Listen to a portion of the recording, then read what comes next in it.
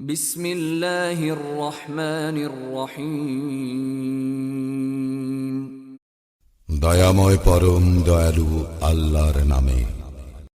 ইযা জাআ নাসরুল্লাহি ওয়াল ফাতহ, যখন আসিবে আল্লাহর সাহায্য ও বিজয়।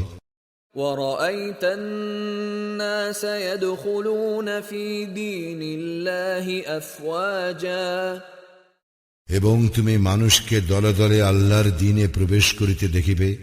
فَسَبِّحْ بِحَمْدِ رَبِّكَ وَاسْتَغْفِرْهُ إِنَّهُ كَانَ تَوَّابًا।